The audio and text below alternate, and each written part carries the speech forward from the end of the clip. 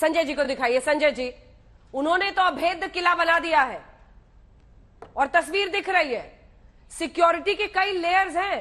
अगर कोई होटल का भी कर्मचारी आ रहा है तो उसको भी अंदर से कोई लेने आता है, फिर ही अंदर जाता है। हालांकि मिलिंद नार्वेकर अंदर बातचीत कर रहे हैं, रवि पाठक अंदर बातचीत कर रहे हैं जो शिवसेना की तरफ से भेजे गए। लेकिन आप लोग अपनी पार्टियों को ऐसे अभेद्य किला में नहीं बना सके। आज सच्चाई ये है कि एकनाथ शिंदे बगावती हो चुके हैं और बागी होने के बाद वो 26 से 30 विधायकों के साथ सूरत में बैठे हुए हैं। मुश्किल में आपकी सरकार है।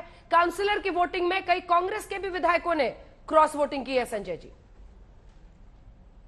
हाँ, जहां तक कांग्रेस के विधायकों ने क्रॉस वोटिंग की है, वो कितने विधायक हैं, कौन से विधायक हैं, यह एक विषय है। तो इस विषय की जांच हो रही है और हम पता लगाने की कोशिश कर रहे हैं कैसे कांग्रेस के कौन से विधायक हैं जो भारतीय जनता पार्टी या किसी और पार्टी के उम्मीदवार को वोट दिया होगा, तो इसकी छानबीन हो रही है। रही बात एकनाथ शिंदे की बगावत की, दीदी के साथ शरद पवार जी ने आज दिल्ली में कहा कि 3 पार्टियों की सरकार है और तीनों पार्टियों के जो प्रमुख हैं, ये उनकी जिम्मेदारी बनती है अपनी अपनी पार्टी को संभाल कर रखने का। शिवसेना के एमएलए संभल के रहे और एक सरकार को समर्थन देते रहे, ये एक जिम्मेदारी बनती है मुख्यमंत्री को, मुख्यमंत्री जो उसको संभाल दे। इसी तरह से एनसीपी और कांग्रेस के बारे में तीनों पार्टियों के बीच जो एक कोऑर्डिनेशन होना चाहिए, जो सामंजस्य होना चाहिए, मुझे लगता है वो जबरदस्त है। बड़ा विषय ये है कि ये भारतीय जनता पार्टी का एक अपना राजनीतिक चरित्र है जो पिछले कई वर्षों से हम लोग देखते हैं।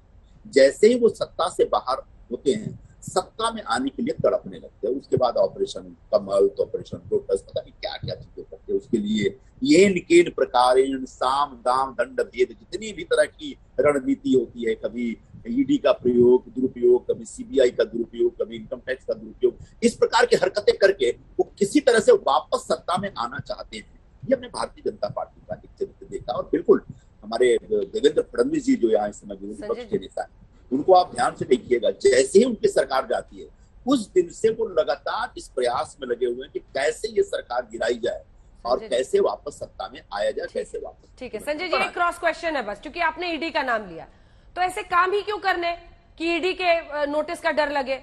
ऐसे मामलों में फंसना ही क्यों है? अगर सुनिए सर, अगर तो एकनाथ शिंदे ईडी के दबाव में चले गए हैं सूरत, तो फिर ऐसा काम क्यों करना जिसकी वजह से ईडी का दबाव बने?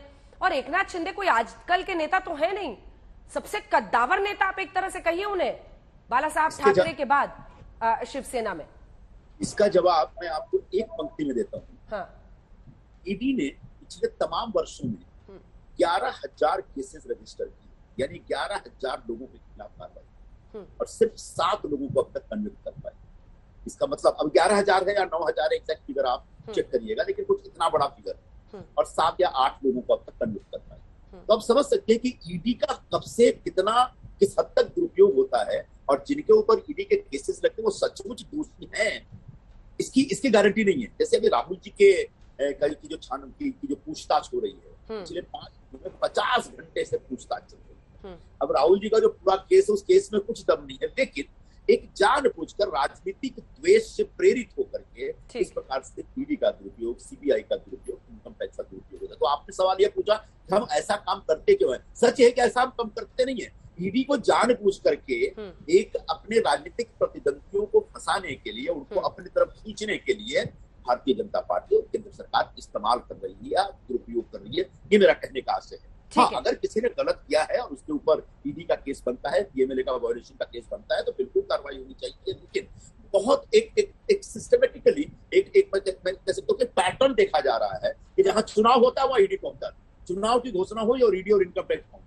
जहां पर आपका कोई अपोजिशन का कोई नेता बहुत ज्यादा एक्टिव है, बहुत ज्यादा काम कर रहा है, उसके पीछे ईडी को लगा दिया। तो इसका मतलब यह कि हर व्यक्ति ऐसा कोई गलत कर रहा है या अपराध कर रहा है या मनी लॉन्ड्रिंग के केस में या करप्शन के केस में है, ये सारे केसेस। अच्छा ठीक है संजय जी, मुझे आगे बढ़ना था, लेकिन फिर एक सवाल मन में आ गया। आपसे बातचीत हमेशा दिलचस्प रहती है। ठीक है, आप बताइए, एकनाथ शिंदे को ऐसी क्या लालच आ गई होगी? शहरी विकास मंत्री हैं, उनका रुतबा है, उनकी बात मानी जा रही थी, ऐसा क्या हो गया होगा कि उन्होंने इतने विधायकों के साथ वो चले गए सूरत, वो भी बीजेपी शासित राज्य में? क्या हुआ होगा? आप ही समझाइए, क्या हुआ? मैं एक रहस्य उद्घाटन कर रहा हूं, लेकिन मेरे पास इसके सबूत अभी हाथ में नहीं। हाँ, वो सबूत किसी के पास महाराष्ट्र में पड़ा है। क्या? ध्यान से सुनना। ये जो मुकेश अंबानी के घर पे जो एक जिलेटिन की छड़ें मिली थी, जिस गाड़ी, वो जिलेटिन की छड़ें किस कंपनी के नाम पे अलॉट, क्योंकि जिलेटिन की छड़ें किसी भी एक प्राइवेट आदमी को नहीं, प्राइवेट नागरिक को नहीं मिल सकता, वो एक कंपनी को मिलता है और विशेष पर्पज से मिलता है और उसकी उसका रजिस्टर मेंटेन होता है। तो जब वो छानबीन हुई और एनआईए ने छानबीन की तो ऐसा पाया गया एक पर्टिकुलर एक खास रोड कंस्ट्रक्शन कंपनी के नाम पे वो जिलेटिन की छड़ें थी और उन छड़ों मतलब वो कंपनी कहीं ना कहीं इनसे कनेक्टेड है, शिंदे जी से। ये मैं रहस्य उद्घाटन कर रहा हूँ और इसके सारे सबूत, इसके सारे छानबीन, इसकी सारी रिपोर्ट कहीं ना कहीं मुंबई और महाराष्ट्र पुलिस के पास भी है, एनआईए के पास भी है। तो क्या उसी केस में इनको ब्लैकमेल किया जा रहा है, क्या उसी केस के तहत ये फंसे हुए हैं क्या? ये अपने आप में छानबीन का विषय। तो आपने पूछा क्या मजबूरी है। देखिए संजय जी, मेरी बात सही हो गई ना कि ऐसे काम ही क्यों करने की ईडी या किसी के दबाव में आना पड़े, अब वहीं पे मामला घूम जाता है ना। आपने पूछा कि बड़ा कद्दावर नेता है, उनने ऐसे कौन सी गलती की है, तो मैंने कहा एक जानकारी मुझ तक है और मुझे ये भी जानकारी कि ये इसकी इंफॉर्मेशन पूरी तरह से मुंबई पुलिस या महाराष्ट्र पुलिस के पास है। हाँ, उस इंफॉर्मेशन को आज तक उजागर क्यों नहीं किया गया, एनआईए ने इनको पूछताछ के लिए क्यों नहीं बुलाया? क्योंकि इनके खास दोस्त थे प्रदीप शर्मा, जो इस समय जेल में उसी केस में, मर्डर के केस में, मनसुख हिरेन के मर्डर के केस में, ये तो पार्टनर थे। एकनाथ शिंदे और प्रदीप शर्मा तो ठाणे का एक क्लब दोनों मिलकर चलाते थे। तो क्या उस केस का इस विषय से लेना देना है या आगे आने वाले दिनों में छानबीन का विषय हो सकता है? ठीक है, मैं लौटूंगी आपके पास, लेकिन बात वहीं घूम फिर कर आती है। एकनाथ शिंदे कल रात तक तो शिवसेना के ही नेता थे ना, ऐसे काम ही क्यों करने की किसी वजह से किसी दबाव में आ जाए या कोई पैसा दिखा दे तो उस लालच में चले जाए। लेकिन रतन शारदा जी, अब इस बात का जवाब दीजिए, उन्होंने गंभीर बातें कही है। ऑपरेशन लोटस, संजय राउत से लेकर संजय निरुपम साफ कह रहे हैं कि देवेंद्र फडणवीस ने इसे प्लॉट किया है। आप ही बताइए, क्या यह संयोग है कि एकनाथ शिंदे तमाम विधायकों के साथ बीजेपी शासित राज्य गुजरात में चले जाते हैं, सूरत में बैठ जाते हैं और वहां भारी सुरक्षा मिलती है? शारदा जी, किस तरह से देखते हैं आप इसे? एक संजय ऐसे थे जिन्होंने सचमुच पूरी महाभारत अपने राजा को सही सुनाई। यहाँ पर ऐसे संजय है जो अपनी गलतियां लोगों पे थोपना चाहते हैं। कांग्रेस की क्रॉस वोटिंग शिवसेना से भी अधिक हुई राज्यसभा के इलेक्शन में भी और एमएलसी के इलेक्शन में भी। इसके लिए कभी उन्होंने आत्मनिरीक्षण किया? दूसरी बात, ये सरकार किस तरह से चल रही थी हम जानते हैं। इन्होंने ये एंटीला का बात की, आपको पता है कि एक होम मिनिस्टर जेल में है, दूसरा होम मिनिस्टर रिजाइन कर गया। इसी किस्से को लेकर पुलिस के लोग अंदर है। तो आज ये रहस्योद्घाटन करते, इसकी इनको जानकारी होगी, ये बता सकते हैं। मुख्य बात यह है कि एकनाथ शिंदे ने कभी भी इस अलायंस को मन से स्वीकार नहीं किया। समाचार ऐसा है कि कुछ दिन पहले उनकी मातोश्री में उद्धव ठाकरे से बहुत जमके तनातनी हुई और तब से नाराज थे, वो नहीं चाहते थे। आपको एग्जांपल दो, संभाजी नगर में जाके उद्धव ठाकरे बोलते हैं कि संभाजी नगर को संभाजी नगर नाम देने की आवश्यकता नहीं। ये नाम आपको पता है कि ये संभाजी नगर अपना यहाँ इसका है औरंगाबाद का, और जिसके लिए शिवसैनिक हमेशा लड़ते रहे, संजय जी सामने बैठे हैं, उसको उन्होंने नकार दिया।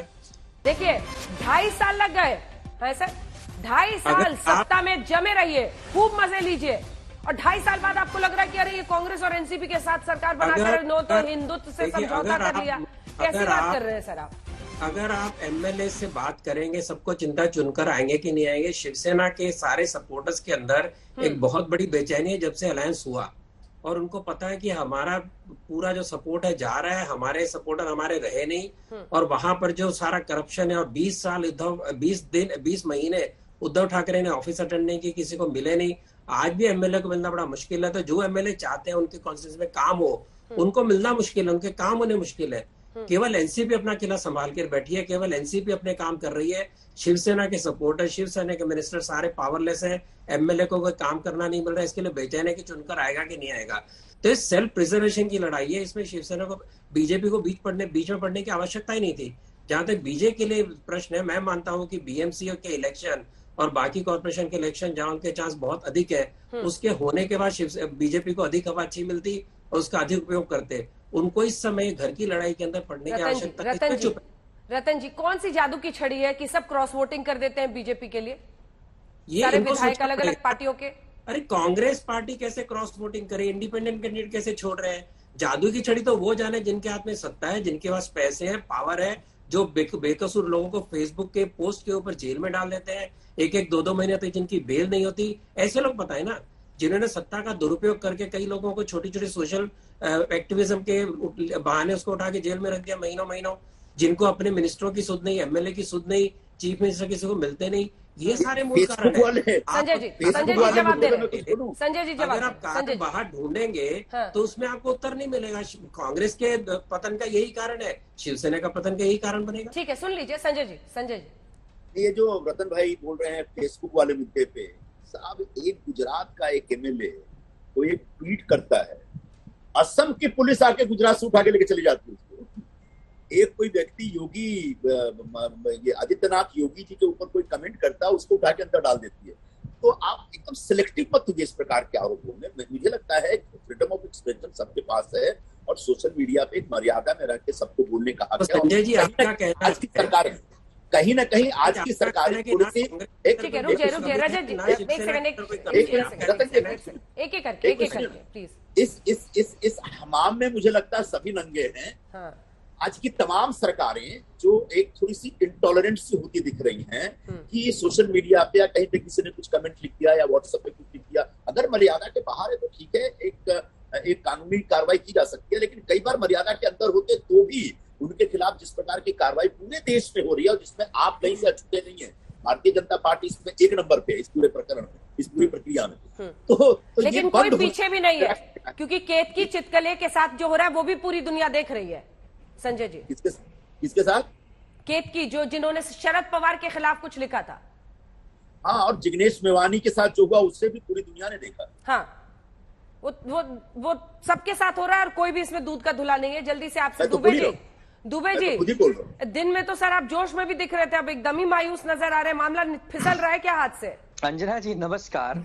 मैं बड़ा हैरान हूं कि रजत जी जैसे वरिष्ठ विश्लेषक हमारी सरकार और पार्टी का चरित्र प्रमाण पत्र बांट दे रहे हैं।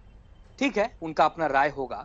देखिए ऐसा है रजत जी कि एकनाथ शिंदे के साथ जो हमारे विधायक इस समय गुजरात में है और संकट में है, क्योंकि हमें खबर मिली है कि हमारे विधायकों को सूरत जब ले जाया जा रहा था तो ये नहीं, एक मिनट दुबे जी, अंजना जी, कोई किसी को फ्लाइट पर कार में जबरदस्ती ले जा सकता है क्या? अगवा करके कंप्लीट होने दीजिए। अच्छा ठीक। जब हमारे विधायकों को कौन बिठा सकता है जबरदस्ती? नहीं, जबरदस्ती की बात ही नहीं कर रहा हूँ। हाँ। हमारे विधायक इसलिए संकट में हैं कि हमारे विधायकों को जब सूरत ले जाया जा रहा था तो उन्हें ये नहीं बताया गया कि आपको किस काम के लिए हम ले जा रहे हैं। उन्हें कहा गया कि आपको सूरत चलना है। जब वो सूरत पहुंचते हैं उनके सबके मोबाइल ले लिए जाते हैं, सबके नंबर बंद कर दिए जाते हैं। नितिन देशमुख नाम का अकोला का एक शिवसेना का विधायक, जिसकी पत्नी कल एफआईआर लिखवाती अकोला में कि मेरे पति से 24 घंटे से संपर्क नहीं हो रहा है, उनको जरा ढूंढिए, उनकी जान शायद खतरे में, वो कहाँ है मैं नहीं जान पा रही हूँ। हमारे कुछ विधायकों के साथ मारपीट हुई है, ऐसा आदरणीय संजय राउत साहब ने अभी 2 घंटा पहले चैनल के मीडिया के माध्यम से देश की जनता को कहा है। तो अंजना जी, एकनाथ शिंदे कोई बहुत बड़े ऐसे 25-50 विधायकों को लेकर वहां खुशी हमारे विधायक नहीं। एक मिनट, ठीक है दुबे जी, मैं तो आपसे पूछ रही हूं सर। हमारे विधायक इस समय पूरा रिस्पेक्टफुली आपसे पूछ रही हूं।